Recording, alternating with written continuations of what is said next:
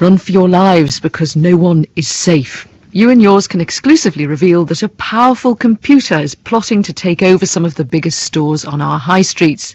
And in true Doctor Who fashion, the computer can distort reality and disintegrate the brain, well, of shop assistants anyway.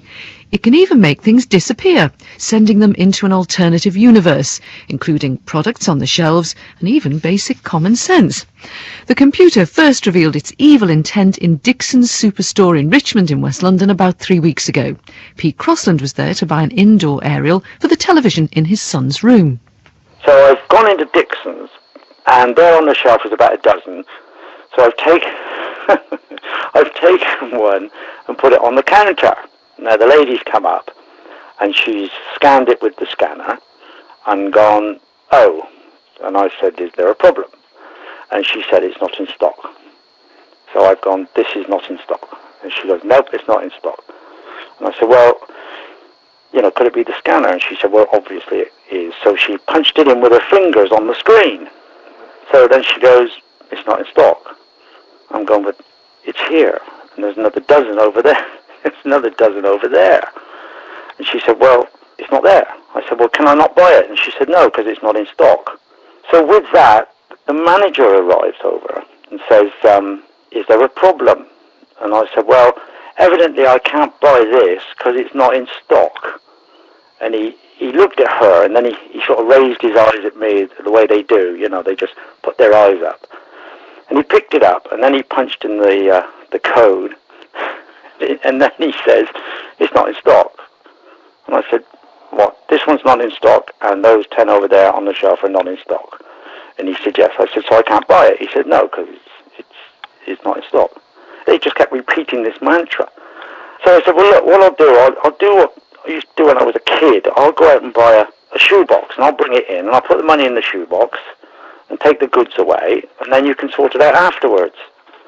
And he said, well, we can't do that. And I said, why? He said, because it's not in stock. So I said, well, I'll tell you what I'll do then. I'll just go and come back when you've got it in stock. And he went, well, okay. And I just walked away and just left them looking at this box, this aerial, on the desk, and I never went back for it. And I got outside and I just started giggling. I thought, this is ridiculous. That was absolutely silly, but it was the way it was. It just happened. It's not in stock. If it's not in stock, it doesn't exist.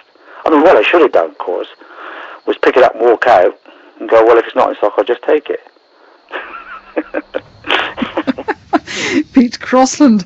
And we've heard of another similar incident, this time at B&Q in Derby. The victim was one Michael Smith. He tried to buy a power hose. The shelf was empty, so he went to the counter and asked whether they had any power hoses in stock. The assistant checked the computer and said that particular hose is in fact in stock, sir. The assistant checked in the warehouse but came back without a power hose. Mr. Smith then asked whether he could order one, to which the reply came, sorry, I'm afraid not, because the hose is in stock. We've also heard of a similar example of a sort of over-reliance on the stock computer. Well, my boyfriend and I bought a pair of shoes, and we took them to the checkout in Marks and Spencer's, and the checkout assistant scanned each shoe individually, and she said you can't have them because you've picked out two rights. And well, we said, well, it's obviously a pair, and she just argued the point with us that it was two right feet, and she wouldn't sell them to us. You know, we did argue with her for quite a long time, but she would not say to us, that's definitely a pair of shoes and the computer's wrong. She wouldn't have it. She looked at them, but she would not say, yes, you've got a pair of shoes and the computer's wrong.